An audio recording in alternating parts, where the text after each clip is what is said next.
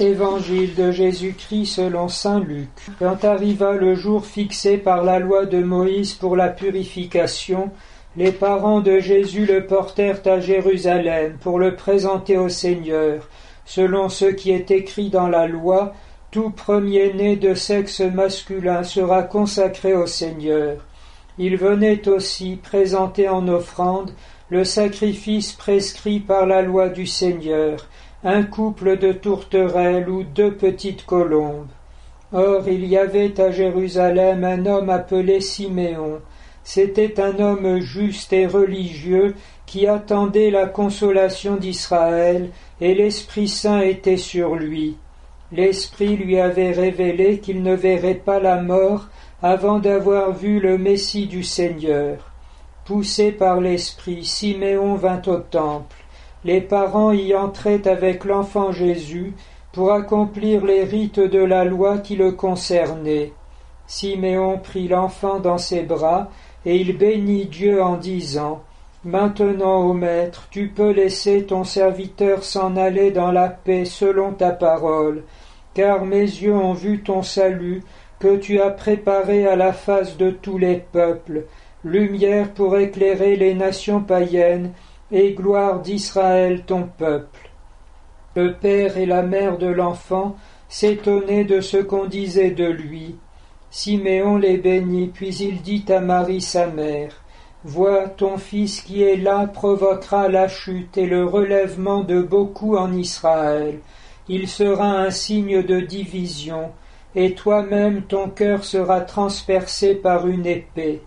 Ainsi seront dévoilées les pensées secrètes d'un grand nombre. » Nous ne pouvons pas lire cette page de l'Évangile sans penser à la lettre que Jean-Paul II avait adressée aux personnes âgées à l'occasion du grand jubilé de l'an 2000, et où leur écrivait non seulement « Je suis l'un d'entre vous », mais surtout « Réjouissez-vous de cette période où nous est enfin révélée la connaissance du mystère de Dieu, caché depuis les siècles, si du moins nous gardons cette docilité à l'Esprit Saint et ce désir de voir le Seigneur. » Il montrait ainsi que ce qui est souvent vu par le monde comme un temps, sans plus beaucoup d'intérêt, puisque nous n'y avons plus tout à fait la maîtrise entière de ce que nous voulons faire, voire inutile ou alors de trop, il nous montre que c'était l'occasion de venir récolter enfin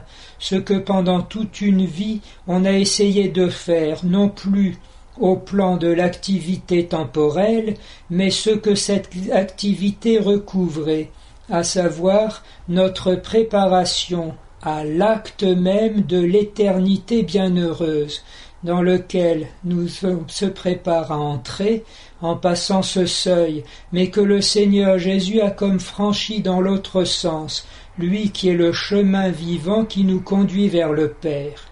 D'où l'exclamation bienheureuse du vieillard Siméon : « Maintenant je peux aller dans la paix, car je tiens déjà le salut dans la personne de Jésus. » Nous comprenons alors que la foi nous ouvre en effet les biens éternels. Et cela de façon toute simple, sous la forme de l'enfant, sous la forme de la docilité à la loi. Ici c'est celle de la Torah. Prenons aussi la docilité de notre condition humaine, créée par Dieu, tombée en Adam, mais relevée en Jésus-Christ. Mais la merveille des merveilles est précisément que le Seigneur soit là, au milieu de nous, et que sous les gestes les plus ordinaires se vit en réalité le mystère divin de notre salut. La tonalité sacrificielle en effet est présente, à la fois parce qu'on vient offrir pour la purification de la mère, pour le rachat du premier-né, et parce qu'on annonce l'épée dans le cœur de la Vierge Marie.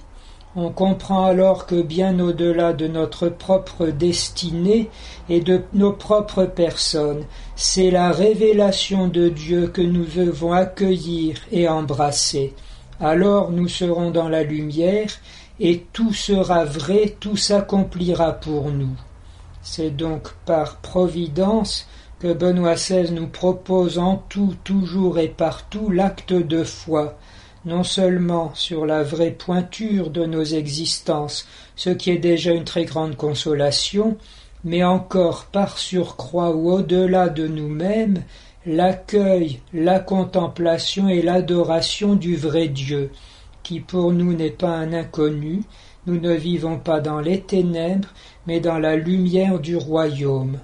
Ce temps de Noël est bien celui du Verbe incarné, le Verbe qui vient dans le monde et qui en venant dans le monde éclaire tout homme. C'est réservé à la foi, mais c'est largement donné à la foi.